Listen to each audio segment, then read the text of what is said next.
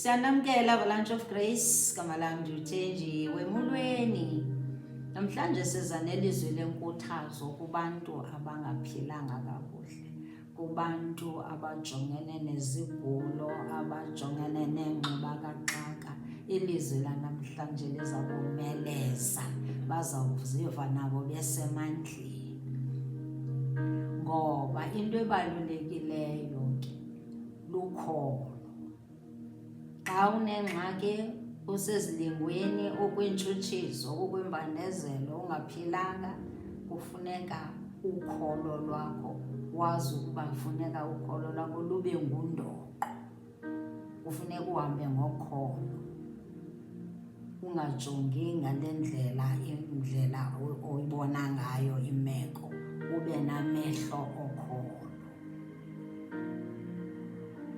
Kufuneka njengoba somamkela uYesu uxhomekeke kuye, depend on God, xhomekeka kuye ngayo yonke into yakho. Zonke iingxaki zakho zithathe uzinike yena, ungabikho nto ozithwalisayo nemagxeni. Uzoyigqiba nini loo nto? Namhlanje yilena, ngomso yileya, uzoyigqiba nini? Nika uYesu umthwalo wakho, uthembekile. Xa ke simamkela uYesu singacingi ukuba iingxaki azizuba khona, singathi hayi simangale ukuthi kutheni sigula nje simamkela uYesu. Sigula njani uYesu? Singabi nayo loo ngqondo, ayikho. iBhayibhile ayibhalanga loo nto. iBhayibhile ithi kwindumiso ya34 ivesi 19 ithi ilungisa lijongene nobubi obuninzi.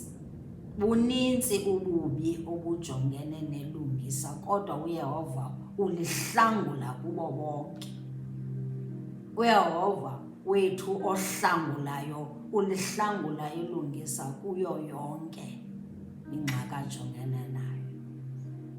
Iyo loo nto ufuna sixhomekeke kuyo, ngoba sixhomekeke kuphi? Kwilizwi lakhe. Xa uxhomekeke kwilizwi lakhe, sithembe ilizwi lakhe, ugqibile xa sowunoYesu. Ungabi jikeleze nje uthi hayi sendimamkela uYesu konke kuzawulunga, kodwa kufuneka kulunge ngendlela yokuba uthembe uYesu ngamaxesha onke. Namhlanje ke sinendlela esiza kuphilisa ngayo kwindumiso ya50 ivesi 15 ithi, ubize mna ngexesha lembandezelo ndikuhlangule, wena undizukise.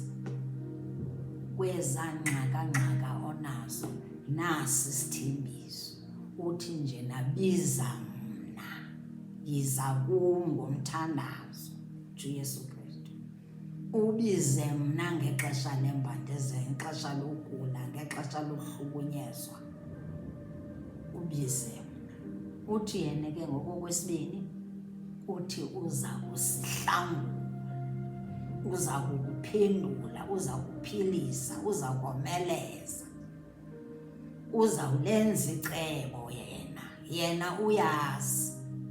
Okwesithathu uthini? Uthi simzukise, singalibali ukumzukisa, singalibali unika udumo kuye, simbulele, sithe Nkosi Dwala laMantwana, sithe Nkosi besazile ukuthi uzasiphilisa, bendikwazile ukuthi nakule ndlela izawudlula uzabuhamba nam, bendazile ukuthi nakule milambo uzabuhamba nam. Ndiyakuva amaxhoba ayakhawuleza, ndiyakuva nzulu yemfihlakalo.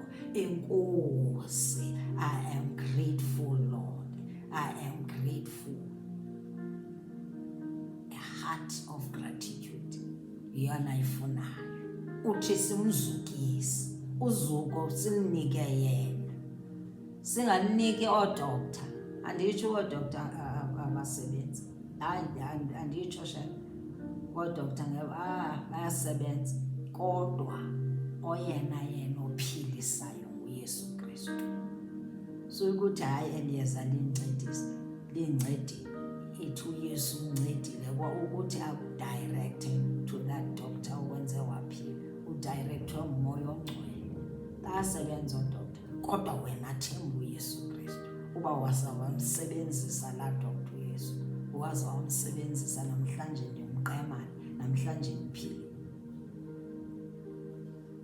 Ngalo lonke ixesha masimthembe, sixhomekeke kuye nemithwalo yethu. Le ekwenza ukuthi ungalali kakuhle wena uqaqanjela usuku bonke, themba yena. Uthi Yehova, thatha lezi ntlungu, zithathe ndizinika wena.